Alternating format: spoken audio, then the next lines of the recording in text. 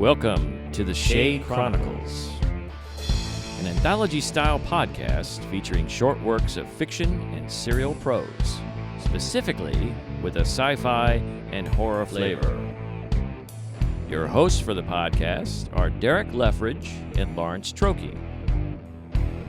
Hi, this is Derek Leftridge, and I would like to welcome you to the Shade Chronicles. Hi, this is Lawrence Trokey, and I also want to welcome you and thank you for spending your time with us.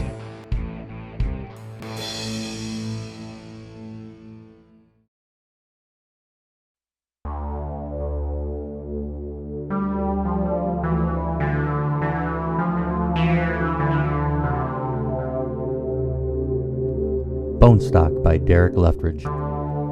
Can we agree that it seems most families have traditions and most revolve around the holidays when they get together? During this time, family members you don't usually see often show up, and mostly it can be a great time, but at times uncomfortable. However, those who show up are not considered strangers, so there is some kind of connection.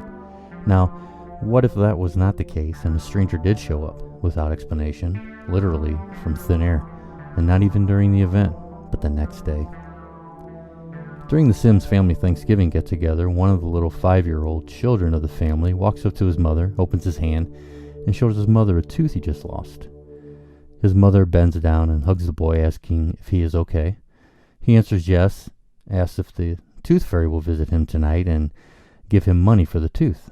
His mother smiles and says, "Of course, but we need to put it up somewhere safe until we leave." The mother looks around the living room and decides to put the tooth in a napkin on top of the fireplace mantel. The child sees this action, smiles, and nods in approval. After about an hour and a half, all the family has shown up, and the house is electric with talk and movement.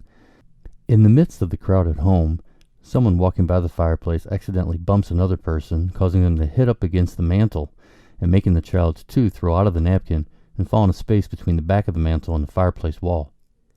Seeing this occur, the mother of the child rushes over to the fireplace but realizes she is too late and the tooth has disappeared. Not wanting to cause her child concern and avoid a meltdown by the child, she quickly looks around and spots a houseplant. Quickly and stealthily, she takes a piece of perlite rock from the soil and the plant and places it into the napkin on the mantel as a replacement.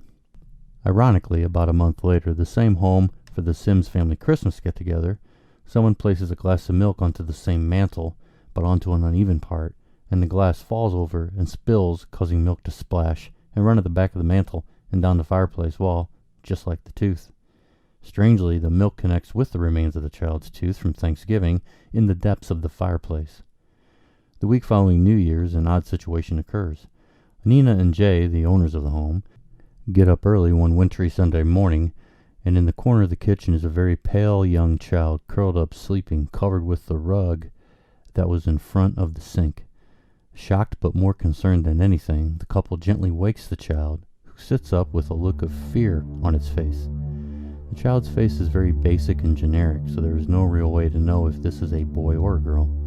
Not that it matters, but what is unnerving is how the child blankly stares and does not speak. After about 20 seconds of this, Nina, followed by Jay, slowly approach the child, letting them know that everything was okay and that they need to get up and put some clothes on to get warm. Nina and Jay get the child up to the spare bedroom where Nina asks them to sit down on the bed. Jay begins to look through the clothes for something the child can wear.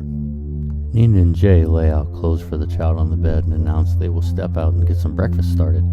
The child looks down and at the same time lightly grabs Nina's right wrist and quickly lets go. Nina takes this as a way to say thank you and walks out of the room with Jay and whispers, "You are welcome, little one." After the couple closes the door and enters the hallway, Nina stops Jay and says, "This poor child's not well.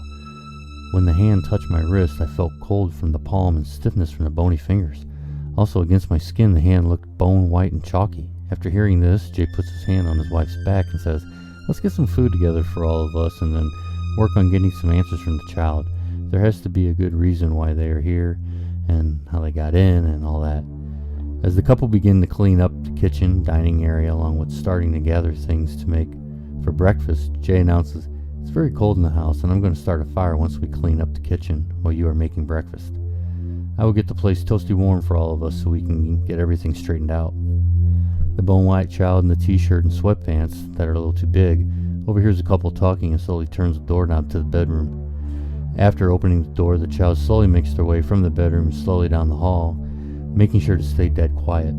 Seeing the couple attending to their task of cleaning the kitchen, the child stays close to the wall of the hallway and creeps into the living room. Pausing suddenly as Nina comes into the dining area, the child stops and is not seen but looks at Nina with sad but loving eyes, drops their head, take a deep breath, looks up again, and Nina is no longer there. Seeing that the living room is empty, the child quickly tiptoes over to the front of the fireplace.